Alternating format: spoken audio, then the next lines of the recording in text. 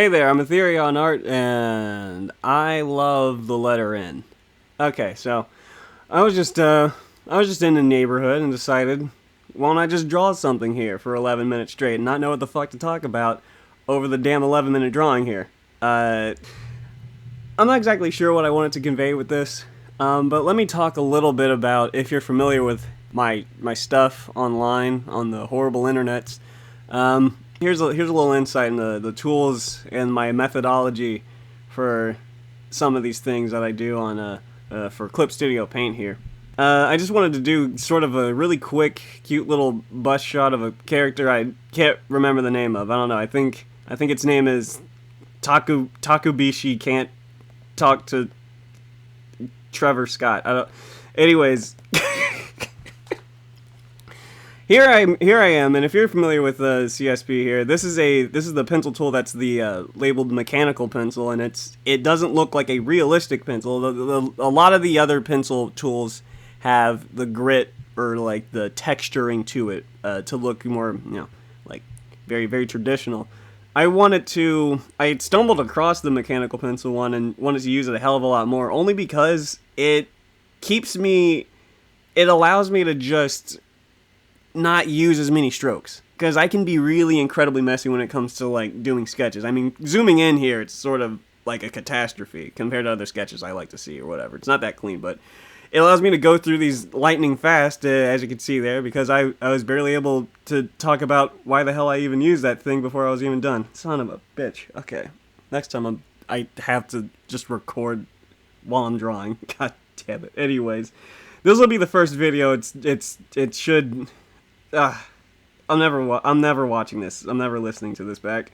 In any case, now, yeah, I use the pencil tool that's really thin just to keep myself from having to like use too many strokes and make things insanely messy. It helps me to just keep the illustration focused. Now, what I'm using here is, and all these are default, by the way. I don't know how to customize shit on this program, not in the slightest. I mean, I don't have the degree nor the dexterity to even deal with that, but this right here is the I think it's the G pen or something. It's my favorite type of pen. It's a type of pen that allows me to not only have good tapers whenever I'm drawing lightly, but whenever I get a little heavy-handed, I can add some line weight to it. And a lot of this line weight is just to convey.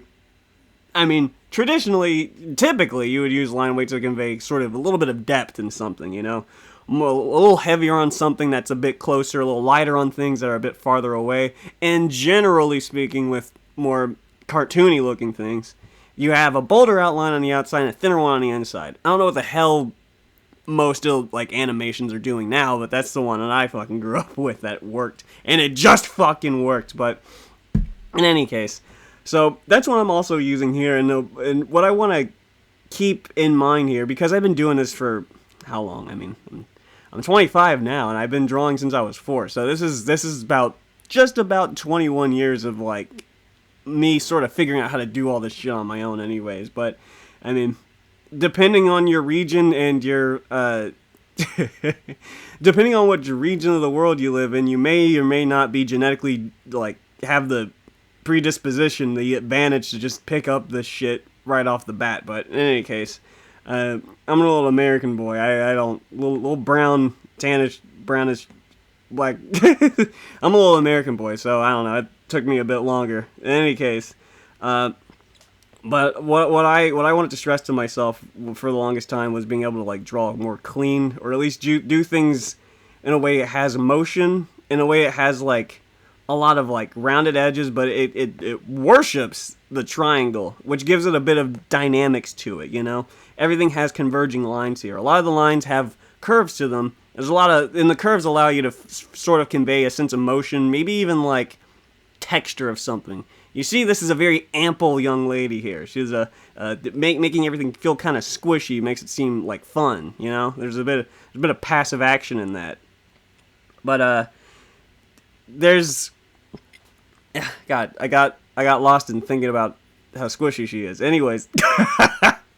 Fucking Jesus Christ. I am not watching this again. I am not watching this. So this here is me basically just doing a manga style I went in and used the old masking layer, the beautiful little masking layer over the major line art, just so that I can bring out some of the line art that was already converging with some of the darker stuff. Now, typically, if this was a full render, I mean, I probably wouldn't have to do that, but in this case, fuck it. I thought it looked cool. That's all you have to really do. Just do what you feel looks cool in any case. Now, look at her go. Look at this. We're almost done here. Now I'm going to be doing a little bit more experimentation with the spray paint airbrush tool here. I don't know what to call what I did. I just found a setting. If you look at if you saw what was going on at the bottom left-hand corner here, that there's like a thingamajig that you can do to fucking like rig this shit to become like little comic book splotches, little polka dots here and there. And I wanted to add that just for the comic effect. I like that. I like that a lot. It fills me full of morphine. I enjoy what I'm looking at when I see it. It's pacifying. But moreover, it kind of adds to the light, like the light source sort of bouncing off of other areas. Kind of, it's doing more with less is kind of what I like to try to practice to, because I'm lazy as a dead fucking moose. So if there's any small things that I can figure out to just convey something greater without having to use too much effort, I'm working smarter and not harder, and I'm like, that leaves more room to do other stuff. So, which is why I typically stay in the cell shading division, an area of things, because that's the that was invented by animators so they can get through the shit faster while they're working on things for days on end and being paid in Domino's coupons, being paid in little hot pockets and shit. But in any case, now here I am adding some just straight up gray shading here. I want to note, a lot of shading that you're going to do, and this isn't a coloring tutorial because it's all just black and white and gray, but you always want shading to convey the mood. And the mood of this young lady, Teppanyaki can't talk to cashiers here. She is in a state of abhorrent distress, and I decided to use a lot of shading above the eyes to convey a lot of that. And typically, if you want someone to look, a lot more chipper, a lot more like, oh yippee, look at me, oh, like you would see the whites of their eyes mostly, and it would be really like pearly and sparkly or something. But this one is a bit more dull. Her pupils are like swashed out. They look like tiny F5 tornadoes. And it's just the tiny things that sort of create the characteristics that I like to see in all of that shit. There's a little armpit triangle shadings. I mean, that's optional. It really depends on how much shading you want to have there. There's a lot of depth around there's a lot of additional shading down towards the neck area that damn near covers the entire neck and goes really close to the clavicles or whatever. See, as I'm adding more there, because there's a whole head. That's also what conveys a lot of depth and where the light source is coming from. I mean, a ton of that works on like the neck shading.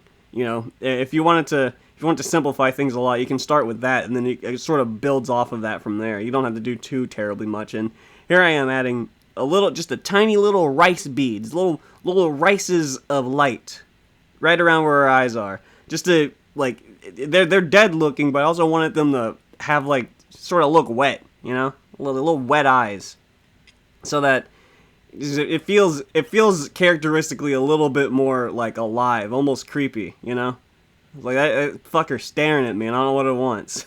That's what I wanted to draw here. It's silly. It's better than just drawing like a regular face that otherwise would just be like, I don't know, just a static happy face or whatever. I mean, you don't always have to make it dreadful, but I think stretching the boundaries of expression really like helps things out, which I don't do enough.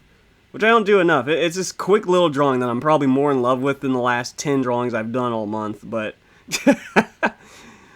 for the most part, this is I just wanted to see how to, I don't know.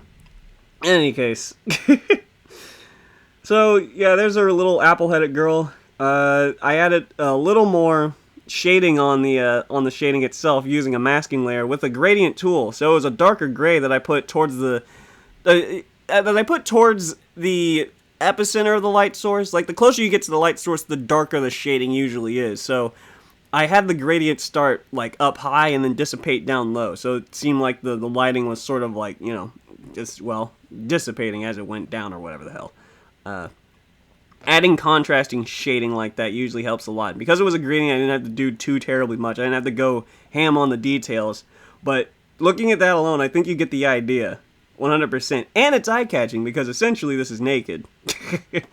And there's my arbitrary little logo, blah, blah, blah. And it's, you know, it's done. It's done. It's done.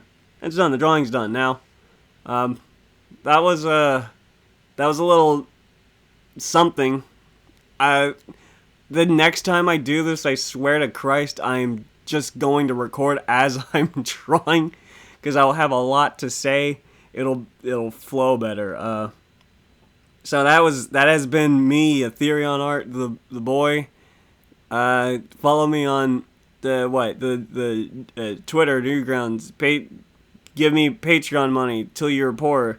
Wear clothes and apparel from Redbubble until that changes or something or whatever. I don't know. At your own risk, of course. At your own risk. I do own the letter N State Enterprises, so you never know. Not all of this is entirely safe for work. I don't know if like Triple F Cup over there really conveyed that at all, but you know, it might be as safe as I can get on fucking YouTube or something. We'll see where this goes, but I guess you can continue to follow this YouTube journey. I wouldn't. This was a horrible mistake, but it's Hanukkah Misquinzanza. So, you know, Mary, who's holy? Who's holy? Mary Tilda Swinton, everybody. Fuck it. God damn it.